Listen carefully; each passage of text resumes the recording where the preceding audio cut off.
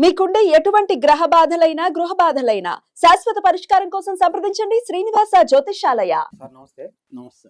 ఈ సహస్ర హత్య కేసులో ఎవరైతే చంపిన బాలుడు ఉందో అతనికి శిక్ష పడదు అని చెప్పి కొంతమంది అంటున్నారు.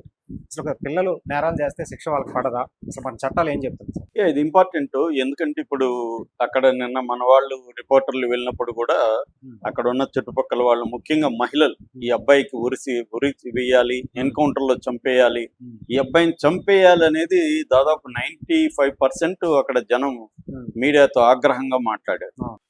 అట్లాగే మనకి సోషల్ మీడియాలో కూడా ఈ అబ్బాయిని చంపేయాలి, ఇంత క్రూయల్ గా, ఇంత ఘోరంగా మరి ప్లాన్ చేసుకొని మరి రాసుకొని మరి స్టెప్ బై స్టెప్ రాసుకొని మిషన్ థెఫ్ట్ అని రాసుకొని ఎలా చేయాలి 1 2 3 4 అని ఇంగ్లీష్ లో రాసుకొని మళ్ళీ మిషన్ డన్ అని కూడా అంత అయిపోయినాక కూడా రాసుకున్నాడంటే వీడు మామూలోడు కాదు, వీడిని చంపేయాలి అన్న ఇది వస్తుంది.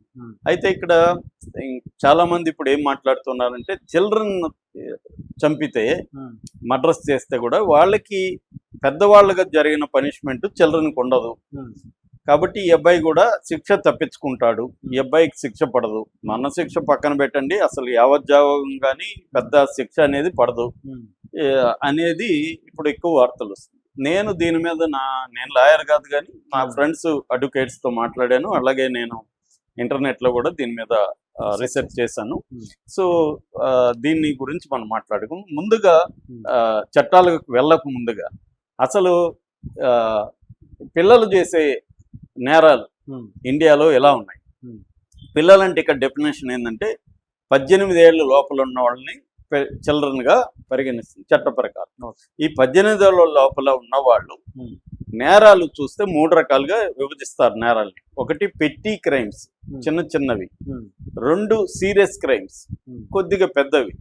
3 హెయినస్ క్రైమ్స్. హెయినస్ అంటే మర్డరు, రేపు, అటెంప్ట్ మర్డరు, రాబరీ, డెకాయిటీ, కిడ్నాపింగు, అబ్డక్షను, ఇలాంటి వాటిని హెయినస్ క్రైమ్స్ అంటారు. ఈ హెయినస్ క్రైమ్స్ అనేవి చాలా సివియర్ అన్నమాట. ఈ 3 రకాల క్రైమ్స్ చేస్తారు.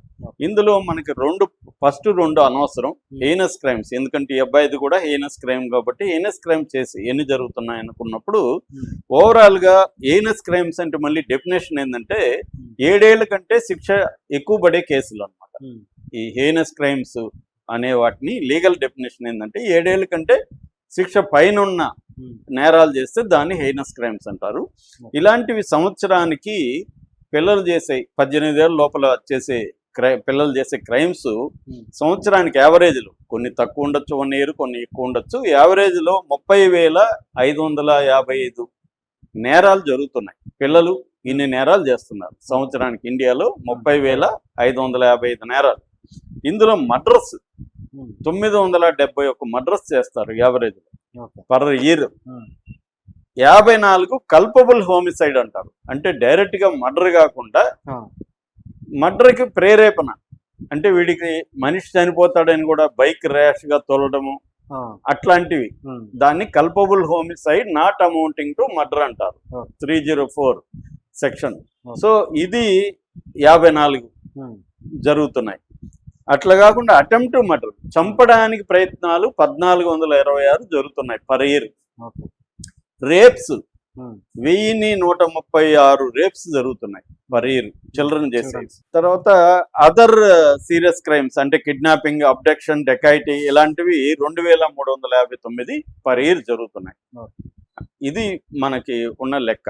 చట్టాల గురించి వద్దాం. చట్టాలు మామూలుగా పిల్లల్ని 2 రకాలుగా విభజించవచ్చు. ఒకటి minors, 2 juvenile. Civil law minors గా పిలుస్తుంది. సివిల్ లాలో అంతా, సివిల్ కోర్టులంతా కూడా వీళ్ళని మైనర్స్ గానే పరిగణిస్తారు. కానీ క్రిమినల్ కోర్టుల్లో క్రిమినల్ లా వెళ్ళి జువనైల్స్ అంటారు. జువనైల్ అనేది లాటిన్ నుంచి వచ్చిన పదం, జువనైల్ అని పిలుస్తుంది. అంటే క్రిమినల్ యాక్ట్ లో ఇన్వాల్వ్ అయిన చిల్డ్రన్ ని జువనైల్ గా పిలుస్తుంది.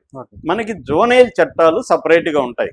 అంటే 18 ఏళ్ళ లోపల పిల్లలు నేను చెప్పిన ఈ 3 రకాల నేరాలు చేసినప్పుడు ఈ జువనైల్ చట్టాల కింద వాళ్ళకి విచారణ జరుగుతుంది.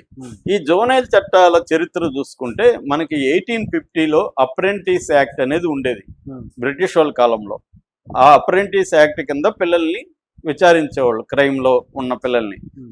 ఆ తర్వాత రిఫార్మేటరీ స్కూల్ యాక్ట్ అని 1897లో వచ్చింది. మళ్ళీ ఇండిపెండెన్స్ ముందు మద్రాస్ చిల్డ్రన్ యాక్ట్ అని 1920లో వచ్చింది. Okay. ఆ తర్వాత మనకి జువనైల్ యాక్ట్ అనేది జువనైల్ జస్టిస్ యాక్ట్ అని 1986లో first time juvenile justice act అనేది వచ్చింది. దాని తర్వాత 2000లో మళ్ళీ జువనైల్ జస్టిస్ యాక్ట్ 2000 అని వచ్చింది. ఆ తర్వాత జువనైల్ జస్టిస్ బ్రాకెట్లో care and protection of children act 2015. ఆ తర్వాత ఏమైందంటే 2021లో సవరణ ఈ చట్టానికి. ఇప్పుడు 2021 జువనైల్ జస్టిస్ బ్రాకెట్లో care and protection of children act అనేది ఉంది. దీన్ని జేజే యాక్ట్ అని పిలుస్తారు, జువనైల్ జస్టిస్ యాక్ట్. దీని కింద జువనైల్ జస్టిస్ బోర్డు అనేది ఒకటి ఉంటుంది. అట్లాగే చైల్డ్ కోర్టు, చిల్డ్రన్ కోర్ట్ అనేది ఒకటి ఉంటుంది. సో ఈ నేరాలు చేసిన పిల్లల్ని ఈ జువనైల్ జస్టిస్ బోర్డు దగ్గరికి తీసుకెళ్ళాలి. ఇందులో 2 రకాలు ఉన్నాయి.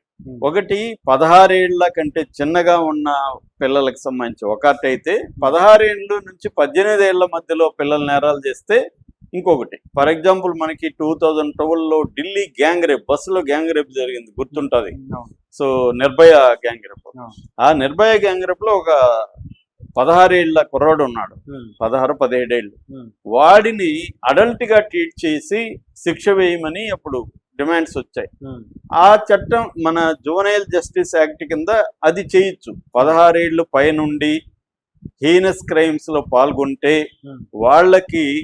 వాళ్ళని ఈ జువనైల్ జస్టిస్ బోర్డు రికమెండ్ చేయొచ్చు. వీడిని అడల్ట్ గా ట్రీట్ చేసి వీడికి అడల్ట్ జరిగే విచారణ శిక్ష వేయండి అని చెప్పచ్చు. కానీ 16 ఏళ్ళ లోపలుంటే వాడికి ఇది వర్తించదు. వాడిని అడల్ట్ గా డీల్ చేసే పరిస్థితి లేదు. వాడిని జువనైల్ గానే డీల్ చేయాలి, చైల్డ్ గానే డీల్ చేయాలి. ఈ జువనైల్ జస్టిస్ కిందనే వాడిని చేయాలి. ఇందులో కూడా మళ్ళీ 2 రకాల పిల్లల్ని డివైడ్ చేశారు. చిల్డ్రన్ ఇన్ నీడ్ అంటే కొంతమంది పిల్లలే అబ్యూజ్కి గురవడం, లేకపోతే వాళ్ళకి ప్రొటెక్షన్ అవసరం కావడం, అలాంటిది జువనైల్ జస్టిస్ యాక్ట్ కింద చిల్డ్రన్ ఇన్ నీడ్ అని పెట్టారు.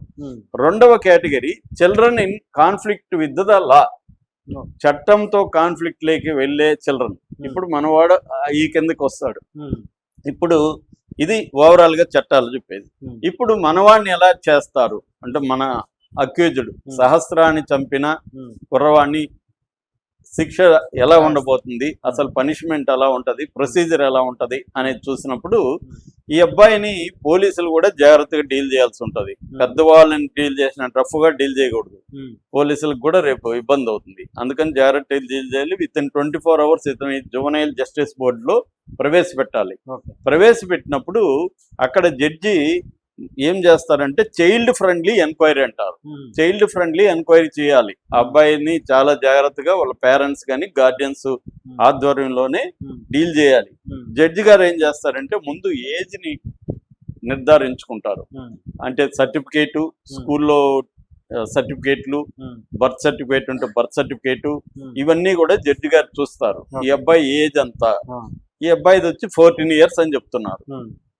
ఎందుకంటే 10th అడుగు పెట్టాడు కాబట్టి 14 years ఈ అబ్బాయిదని. ఇంకా 15 రానంత వరకు 14 years 8 months అయినా కూడా 14 కింద.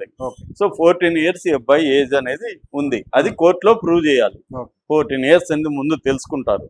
తర్వాత సర్కమ్స్టాన్సెస్ ఏంటి, ఏ పరిస్థితుల్లో ఇతను హత్య చేశాడు, ఇతని బ్యాక్గ్రౌండ్ ఏంటి, తర్వాత ఇతని ఫ్యామిలీ ఎన్విరాన్మెంట్ ఏంటి, ఫ్యామిలీలో ఫాదర్ ఏంటి, బ్రోకన్ ఫ్యామిలీనా, విడిపోయిన ఫ్యామిలీనా, లేకపోతే ఫాదర్ తాగుబోతా, ఇవన్నీ కూడా స్టడీ చేస్తారు. బ్యాక్గ్రౌండ్ అవన్నీ స్టడీ చేస్తారు. అట్లాగే ఒక సైకాలజిస్ట్ ని పెట్టి అతను మెంటల్ స్టేటస్ అసెస్ చేయమంటారు. స్టేట్ ఆఫ్ మైండ్ అసెస్మెంట్ అంటే సైకలాజికల్ ప్రొఫైలింగ్ అంటారు. సైకలాజికల్ ప్రొఫైలింగ్ కూడా తయారు చేయమంటారు. తయారు చేసినాక బెయిల్ ఇస్ ద నార్మ్ అనమాట. పిల్లవాడికి బెయిల్ అనేది ఇవ్వడానికే ఫస్ట్ ప్రిఫరెన్స్ ఇస్తారు. దాని తర్వాత ఈ అబ్బాయిని ఒకవేళ బెయిల్ ఇవ్వకపోతే జువనైల్ హోమ్స్ అని ఉంటాయి, పిల్లల కోసం హోమ్ ఉంటది. ఇటువంటి నేరాలు చేసే లేకపోతే నేర ఆరోపణ వచ్చిన నిందితులు పెట్టే దానికోసం హోమ్స్, జోనైల్ హోమ్స్ అంటారు. ఈ జోనైల్ హోమ్స్ లో ఈ అబ్బాయిని పెడతారు. జైలుకి పంపించారు, రెగ్యులర్ జైలుకి పంపించారు, జోనైల్ హోమ్స్ లో పెడతారు. సో ఈ జోనైల్ హోమ్స్ లో పెట్టిన తర్వాత 3-4 నెలల్లో మ్యాక్సిమం ట్రయల్కి వెళ్తారు. వెళ్ళినాక ఈ అబ్బాయికి ఏంటంటే 16 ఏళ్ళ లోపలైతే మ్యాక్సిమం 3 ఏళ్ల కంటే ఎక్కువ కాదు. అసలు మామూలుగా పనిష్మెంట్ అనే పదమే వాడరు ఇక్కడ, డిస్పోజిషన్ అనే పదం వాడతారు. డిస్పోజిషన్ అంటే కన్క్లూజన్ అన్నమాట. అంటే లీగల్ భాషలో డిస్పోజిషన్ అంటారు, ఫైనల్ వెర్డిక్ట్. డిస్పోజిషన్ అనేది వాడాలి తప్ప పనిష్మెంట్ అనేది లేదు ఈ అబ్బాయికి. పనిష్మెంట్ అనేది లీగల్ గా లేదు. ఈ 3 ఏళ్ళు కూడా ఎలా పెడతారంటే హోమ్ లో పెట్టి స్పెషల్ ఎడ్యుకేషన్ ఇస్తారు ఈ అబ్బాయికి, వొకేషనల్ ట్రైనింగ్ ఇస్తారు, తర్వాత కౌన్సిలింగ్ ఇస్తారు, సైకలాజికల్ సపోర్ట్ ఉంటది.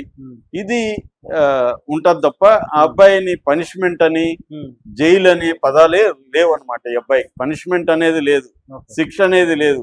ఇది కూడా ఏంటంటే అబ్బాయి గ్రోత్ కి హెల్ప్ అయ్యే విధంగా అబ్బాయిని మానసిక చేంజ్ కోసం. ఎందుకంటే మనకి United nations convention on children అని ఒక కన్వెన్షన్ అంటాం, ఒక ఒప్పందం జరిగింది 1989లో. అందులో ఇండియా కూడా ఉంది. ఈ UNCRC అంటారు. ఈ UNCRCలో ఇండియా మెంబర్. దాన్ని బట్టే మనం ఫాలో కావాలి, మనకు సపరేట్ గా లేదు. దాంట్లో మనం మెంబర్ కాబట్టి వాళ్ళు ఏం చెప్తున్నారో అదే ఫాలో కావాలి. కాబట్టి దీని ప్రకారం ఈ అబ్బాయికి మరణశిక్ష అనేది రూల్డ్ అవుట్, ఈవెన్ లైఫ్ కూడా పడదు. 16 ఏళ్ళ లోపల ఉన్నాడు కాబట్టి ఈ అబ్బాయికి 3 ఏళ్ళు మ్యాక్సిమం అంటే పెడతారు. మామూలుగా ఇంతకంటే తక్కువ క్రైమ్ అయితే తల్లిదండ్రుల ప్రొటెక్షన్ లోనే అబ్జర్వేషన్ పెడతారు.